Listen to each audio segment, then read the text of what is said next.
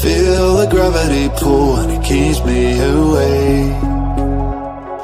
I would rather be here, lonely in space.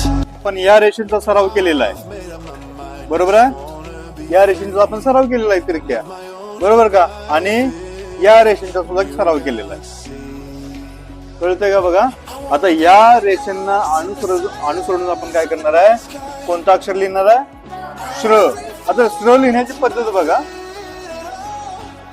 ही तिरकी line, बरोबर. इथं गोल काढायचा आहे आपल्याला, इथपर्यंत आणायचा सरळ. इथून परत ही तिरकी लाईन आणि हे फक्त जोडायचं आहे आपल्याला. झालं, ट्री तयार होतो.